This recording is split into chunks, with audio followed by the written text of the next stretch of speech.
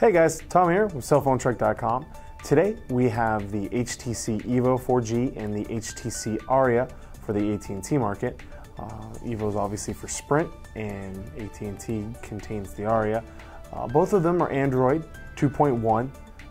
You have a 1 gigahertz processor in the Evo and only a 600 megahertz processor in the Aria. A little bit of a difference. However, there is a size difference, which you guys will see here very shortly. I just wanted to show you some similarities of why they are different, but yet somewhat similar. So if you're stuck in one of either networks, might be a good idea to check these phones out for yourselves, and hopefully some of the things I describe about them will hopefully describe you as well. So let's get into it. All right, here are the phones, Evo 4G and HTC Aria. Hi guys. First thing you're going to be able to tell here is 4.3-inch capacitive touchscreen on the Evo 4G, only a 3.2-inch here on the Aria, so a little bit of a size difference. Standard buttons here on the same, except on the front you have this optical trackpad for swiping and perusing the web. You don't have that here on the Evo. On the spines you're going to be able to tell that there's a rocker bar, and very similar there, that's all that they have. And then on the right, nothing. On the bottom you have micro USB charging ports, except you have the mini HDMI port for when you record 720p high definition recording on your Evo. You can output it that way directly to a computer. A kickstand for when you're watching videos and stuff. You do not have that on the Aria. Both phones do have rear-facing cameras.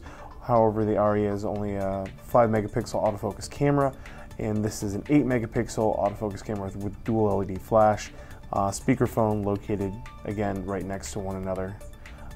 On the tops, you are having the same 3.5 millimeter headset jacks along with your power buttons.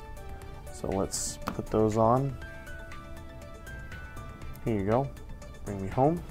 Standard home screen, both run HTC Sense UI. If I pinch to zoom, they're both very, very similar. As you can tell, let's go home again. And both of them exactly the same speed. Very, very quick. Going back to home, you know, again, there is a little bit of lag because I am hitting one screen a little faster than the other. It's real hard for me to hit them both at the same time, but both of them are capacitive touchscreens. So both are Wi-Fi capable. Obviously the Evo is going to have a much better data connection speed as it does run the 4G network. AT&T does not have a 4G network fully rolled out yet, but they are going to be running the LTE network here into the future, so eventually they will catch up. Cameras were very similar. Both, you can have access to both the Wi-Fi networks. You have your 4G capable right there. What I really liked about these phones were the fact that you had the same 7 home screens, you're running the same UI, you're running the same Android 2.1. Sure, there are little things different between each network. You're all programs, all apps, a little different, but both have access to Facebook. Both have access into your viewing into programmings. You have a forward-facing camera on the HTC Evo. You do have quick, you can video chat with people, you can't Skype with people, but you can operate Skype on here. However, you're not just going to be able to use the camera feature, but you can Skype using Android, getting it through the Android market. But you both had very similar programs. They're both very quick. If you look, they're both very responsive. Just what I really want to stress in this video was that the Aria is the little brother of the Evo. They're extremely similar phones. They're both very quick, both high crisp screens. There's they both operate very, very quickly. You have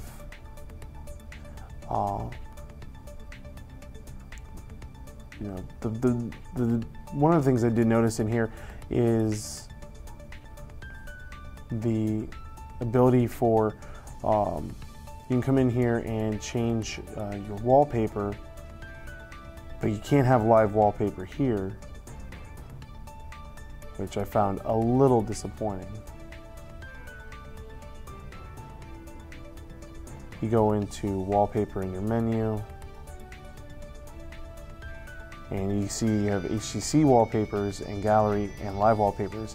Here you can apply a different wallpaper to your home or just your lock screen.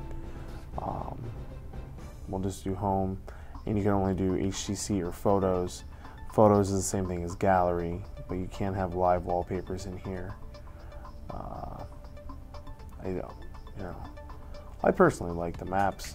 I thought the maps was really interesting.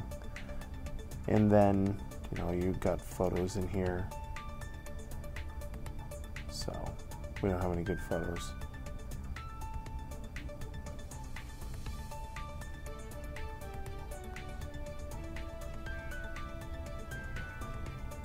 But I digress.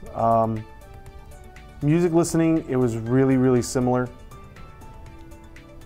Optical trackpad allows you to go ahead, back and forth. You can turn off everything that you saw here, your Wi-Fi, Bluetooth, GPS, all that availability is on the same. Both very similar phones, except this is a small, nice handheld version. Very pocketable, very quick. You can conceal this. You don't have to worry about a big, giant, bulky, decently feelable phone. You don't have to worry about putting this anywhere. Great little device. Kickstand, viewing HD quality videos, dual LED flash, 8 megapixel camera, 720p recording, full video capture on the Aria, no LED flash, but during day inside shots, still very nice, decent quality. You know, can't really compare it against 8 megapixel high definition, but it works. You know, we'll just show you. Now here's your. Now, some people say that it's a little grainy, but you just have to let the autofocus come into play, and just like so. But still, both very similar. Just a lot more features on here, just a lot more things to play around with. Just because of the 1 gigahertz processor, you can go ahead and do some things in the higher pixelation. People say, oh, pixels don't matter unless you're trying to blow things up. Sure, pixels matter. You always have to be able to, the more you can play with a photo determines on how much more you can actually play with the pixels in the actual photo itself. So it's all reliant on more editing you can do on photos equals the number of pixels are inside of it, or saying that backwards. But I definitely like a lot of the pre-downloaded content, a lot of Sprint proprietary programs on here with your AT&T proprietary.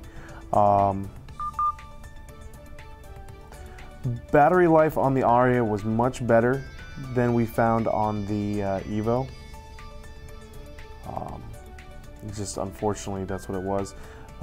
We had FriendStream on here. We do not have it on the Aria. FriendStream was cute. It was basically social networking all lumped up into one area. Your Facebook, your MySpace, and your Twitter all lumped into one area.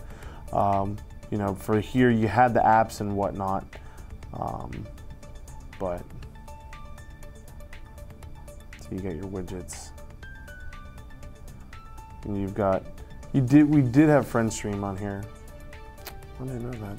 I apologize. So very similar apps, widgets exactly. Let's show that off real quick. Let me come over somewhere here. Here we go.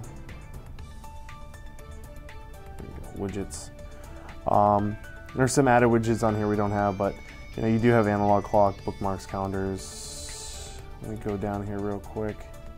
They're basically the same programming. But yet again, like I said, just want to, you have wear on AT&T. You don't have that here on the Sprint. Sprint is very well known for trying to cut down clutter. They only really have a few proprietary programs that they put on here, but they really keep everything very basic.